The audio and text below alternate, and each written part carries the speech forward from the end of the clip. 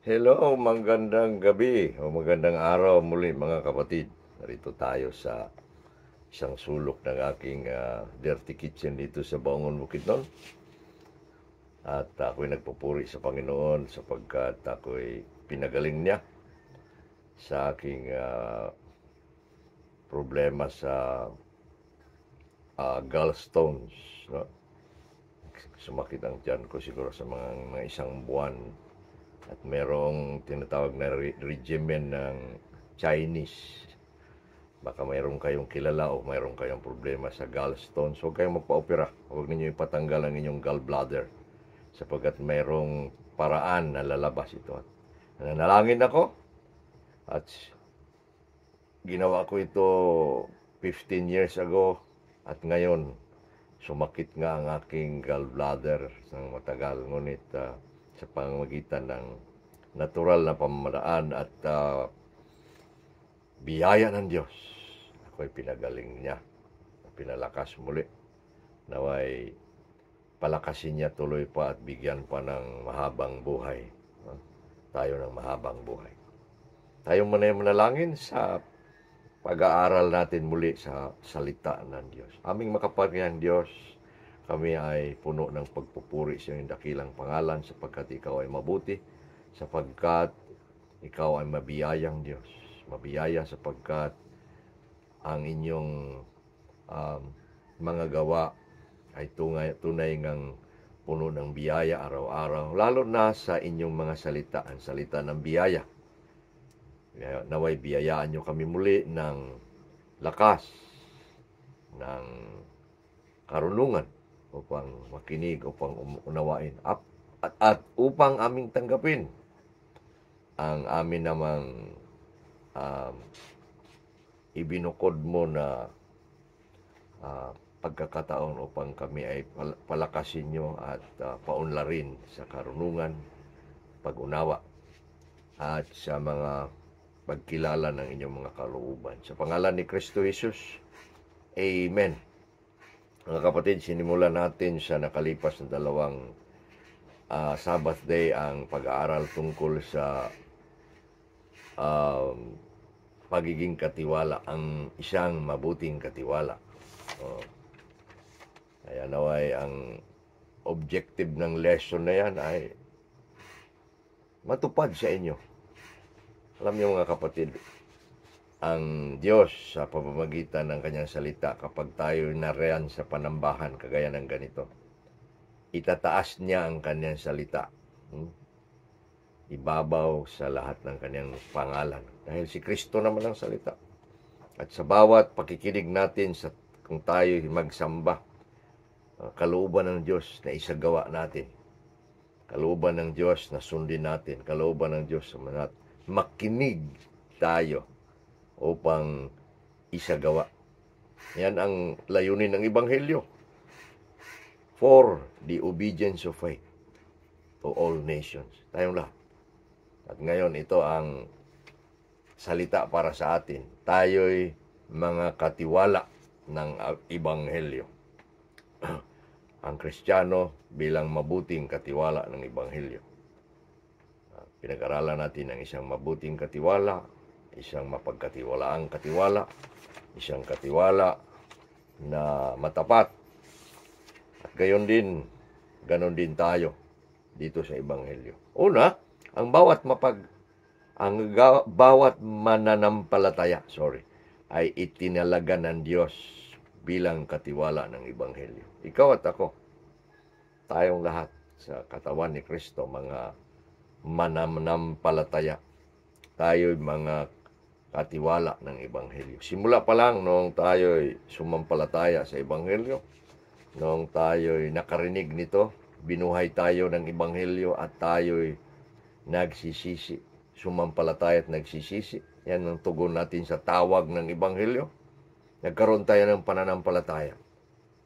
At noon din, ayon sa Roma 10, tayo'y sumampalataya sa puso at magpapahayag. Tayo'y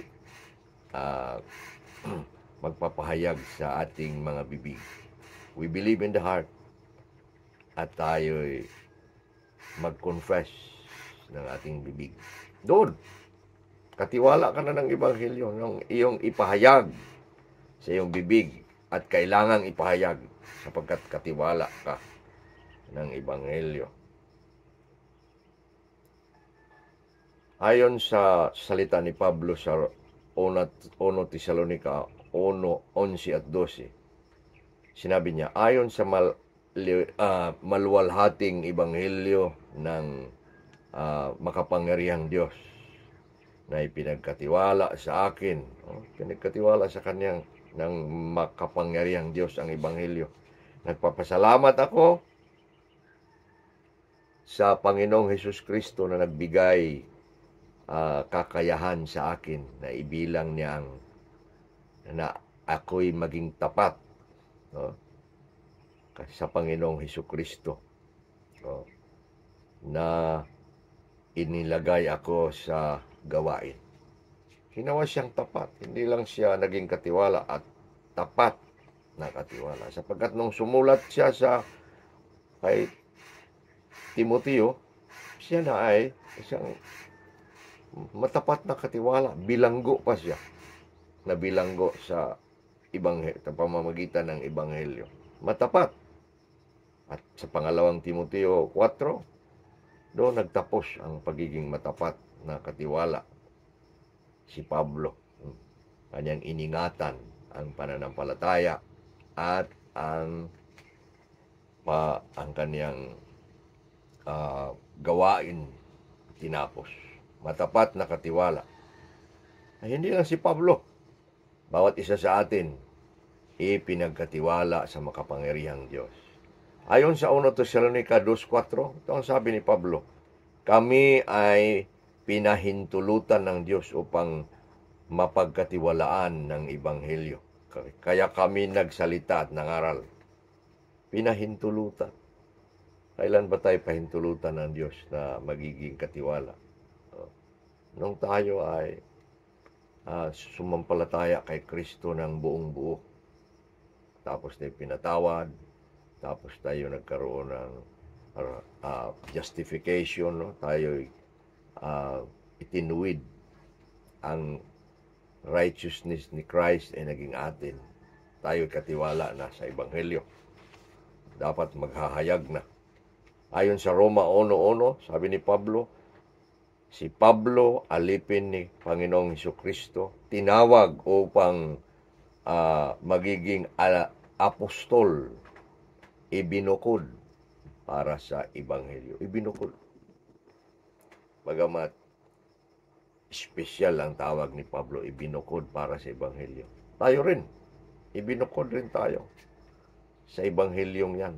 Katiwala. Kung mayroon mang espesyal na pagkatiwala sa atin, bawat isa ang Diyos, ayan ang Ebanghelyo. Sapagkat yan ang Ebanghelyong nagligtas sa iyo, ay dapat ilipat mo yan, ibahagi mo yan, parang chain ba? No? Kita mo yung tumatakbo na naglilipat ng hinahawakan upang tatakbo din ang iba.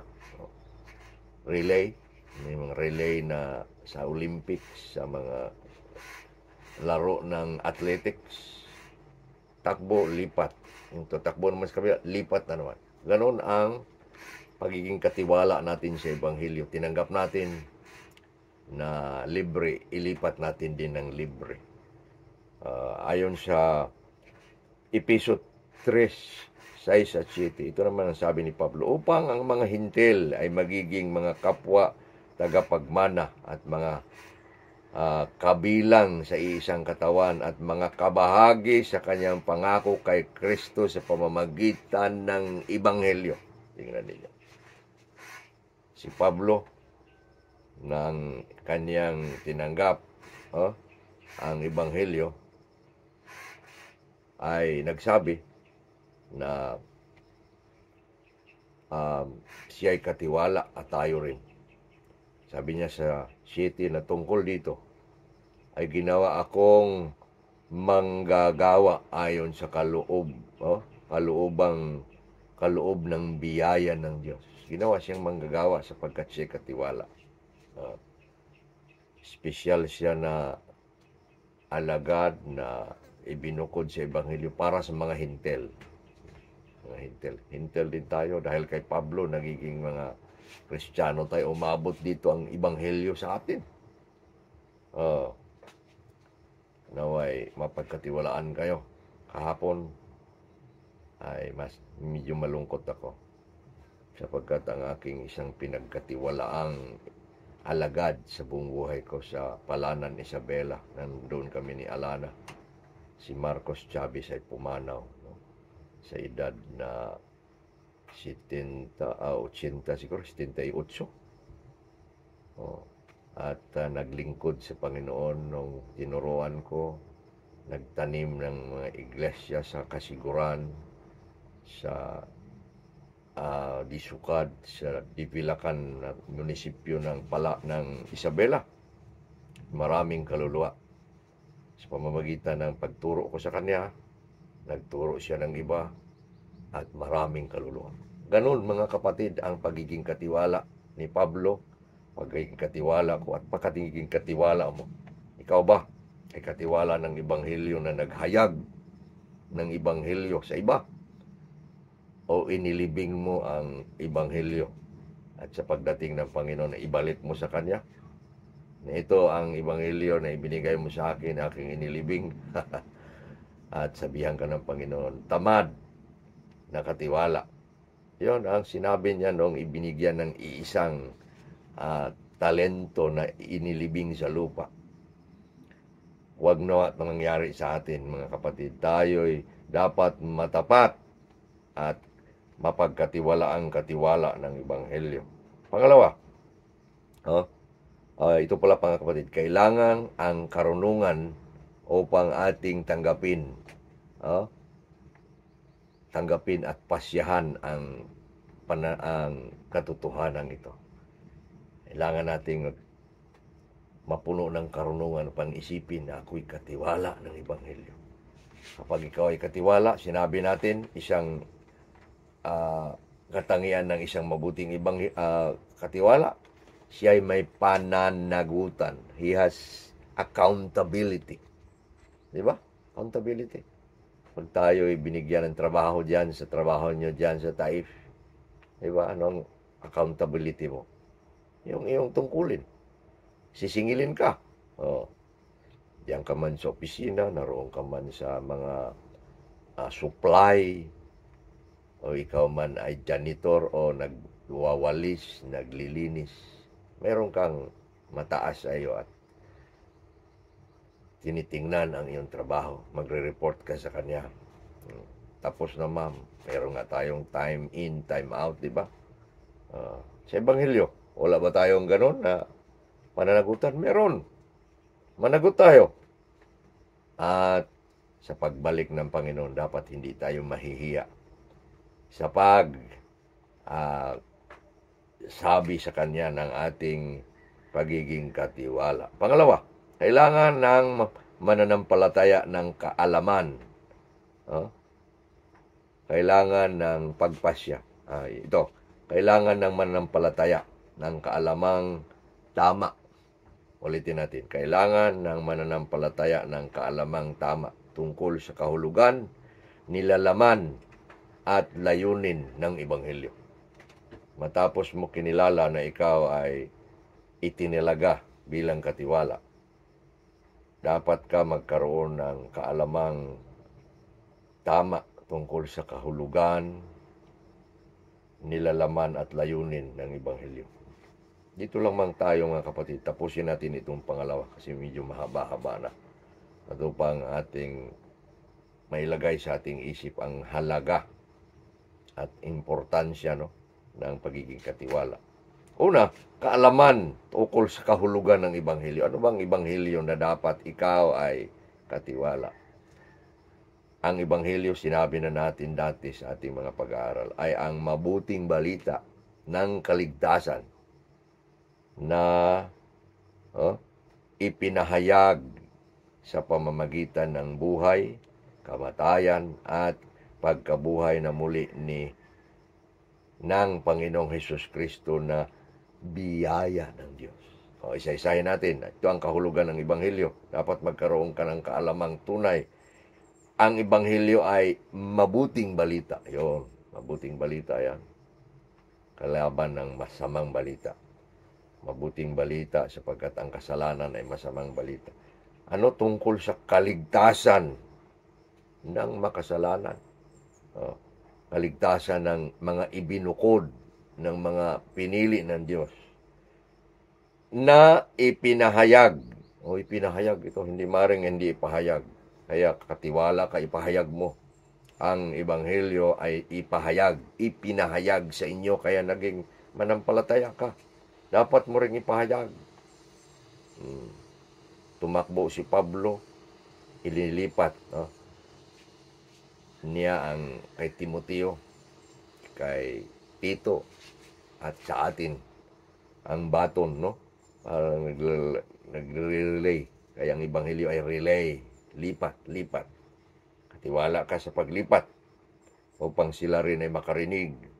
Ipinahayag sa pamamagitan ng buhay, kamatayan, at pagkabuhay na muli ni Kristo Jesus.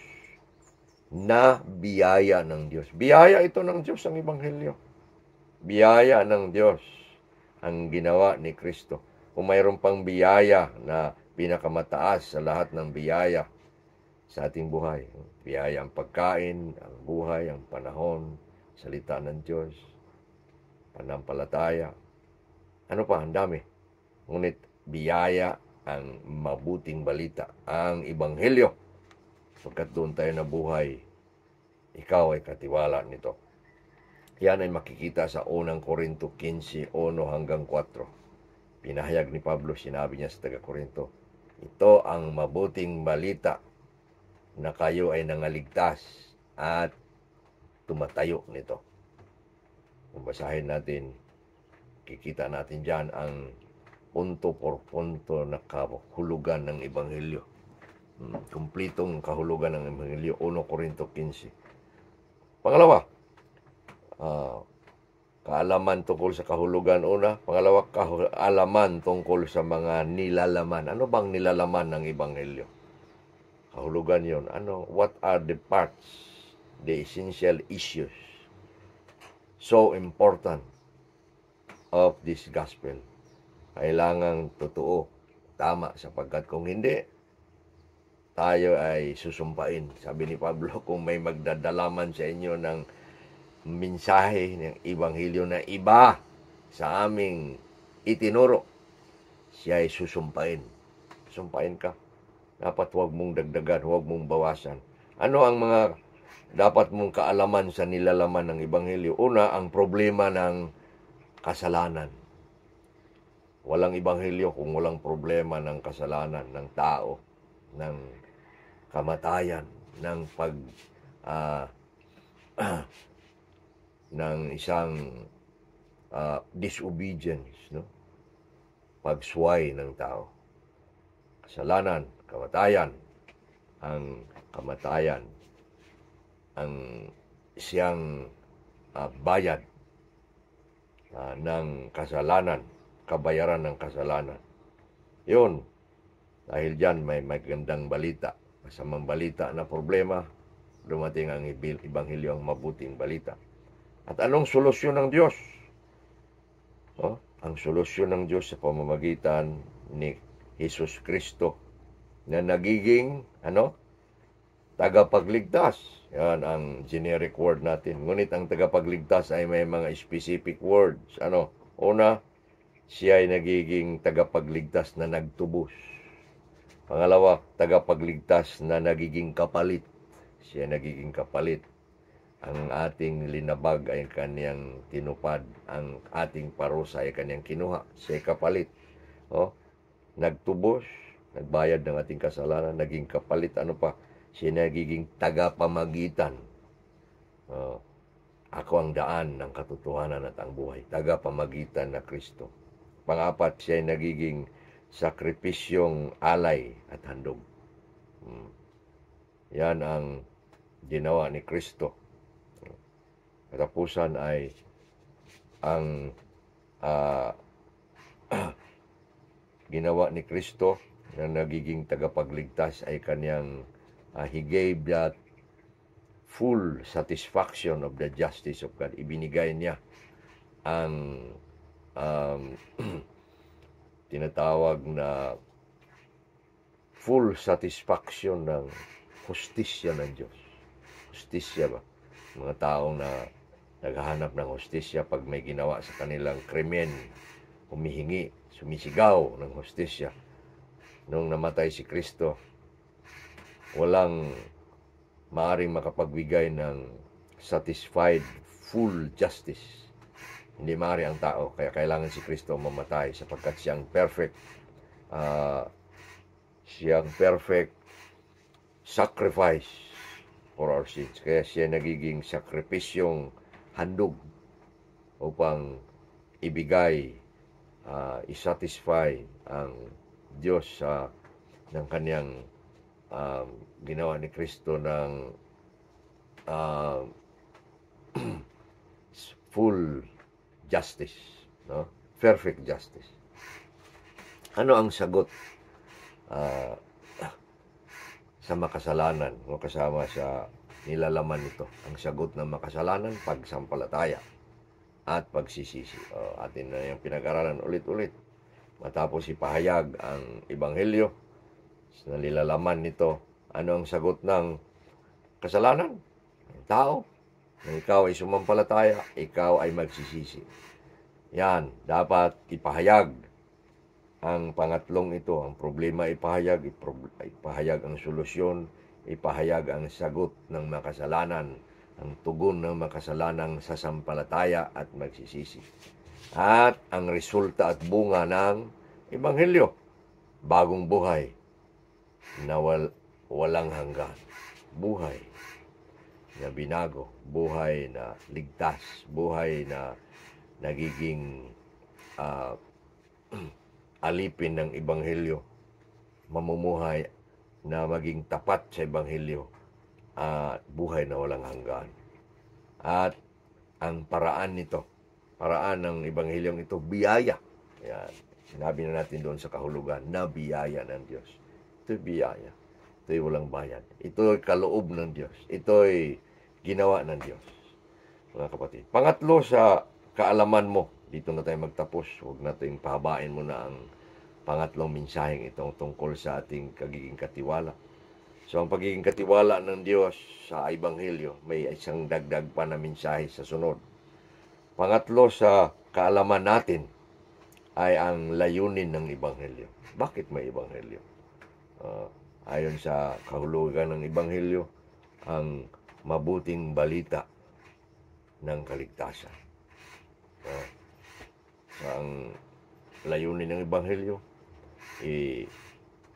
ang kaligtasan ng makasalanang itinalaga upang ipahayag ang mabuting balita sa makasalanang itinalaga ng Diyos. Isang mabuting balita ng kaligtasan na kailangang malaman, marinig. Hindi lang mabuting balita ng kaligtasan, ililigtas talaga. Kaya ang layunin ng Ebanghelyo, ipahayag ang kaligtasan, no? Ang kaligtasan na layunin na kailangang ipahayag na mabuting balita at isagawa ang kalooban ng Diyos ng pagligtas sa pamamagitan ng Ebanghelyo. Kaya mayroong preaching at mayroon ding discipleship, maisasagawa hanggang magtuloy-tuloy ang pagligtas ng Iglesia ng Diyos. Pagpahayag ng katarungan ng Diyos na ganap. Yan ang layunin ng Diyos, ang Ebanghelyo. Ipahayag ang katarungan, yung kanina sinabi natin, ang hustisya ng Diyos ay magiging ganap na kumplito, na perfect ganap na hustisya ng Diyos. At Pangatlo, ang layunin ng Ebanghelyo ay isang kaluwalhatian ng Diyos. Luwalhati. Glory to God. Ito ang sinabi ni Kristo sa Juan 17 na siya manalangin. Ng kanyang ipinahayag ng kanyang kanyang sinabi sa Ama. Nung nanalangin siya sa Ama tungkol sa kanyang mga alagad. Ay representasyon na yan ng iglesia na tayo. Siya ay nagsasabi ng kaluwalhatian. No? Luwalhati para sa iyo. No? Ang tema ng kaniyang pagsasalita. Naluwalhatiin ka sa isang kaluwalhatian, na isang glory na noon pa dati. No? Na kaluwalhatian ko. So ang kaluwalhatian ng Ama at kaluwalhatian ni Kristo ay gaganap. No? He will be glorified as the God glorified by the Son and the Father to the Son. Sa pamamagitan din natin na magpahayag ng Ebanghelyo, ating ibigay ang kaluwalhatian ng Diyos. Ano man ang sabi ni Pablo, ano man ang inyong gagawin sa gawa man o sa salita, gawin ninyo sa ikaluluwalhati ng Diyos. Whether you eat and drink, do it for the glory of God. O, di ba?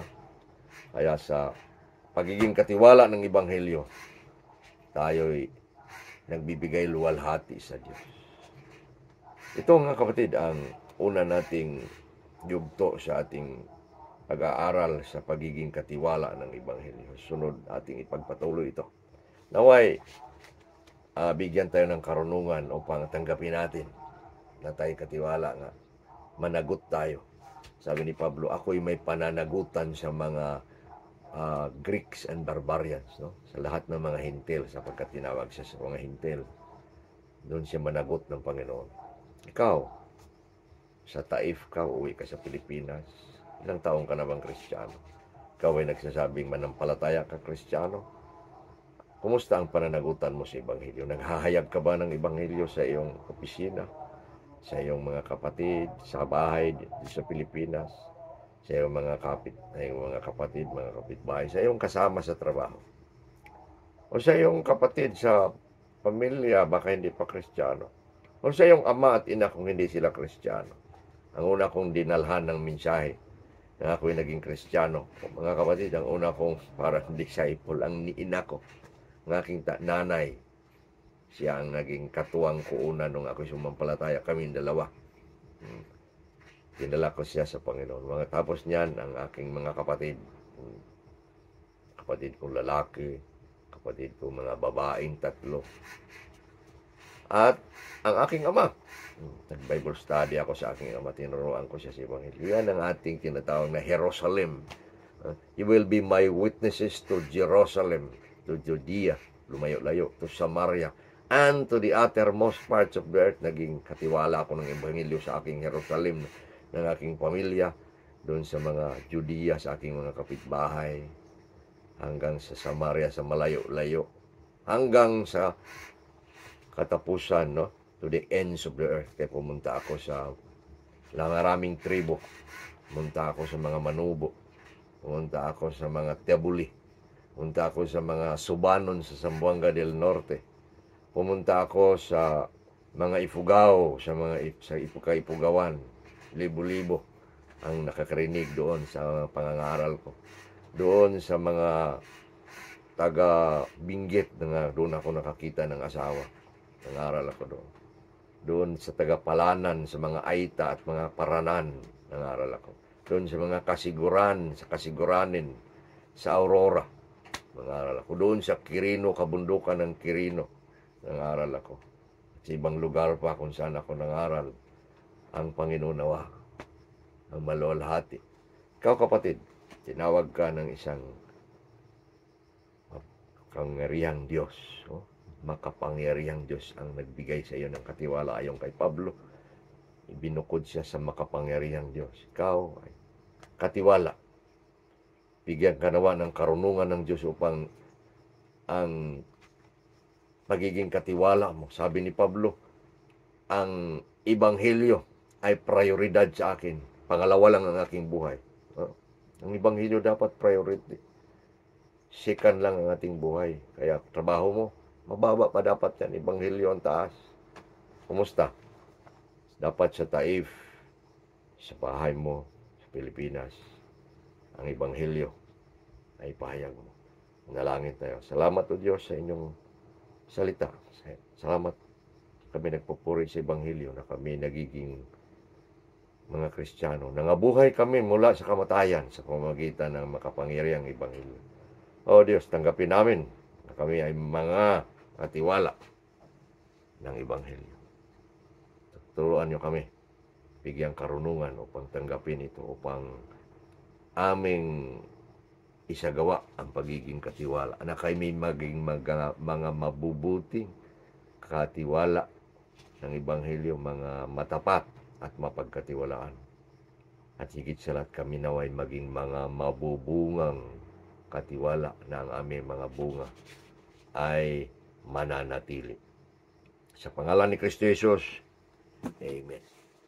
Salamat mga kapatid, naway pinagpapala kayo at pagpalain ang inyong mga buhay sa sunod ng ating pakikinig. Purihin ang Diyos.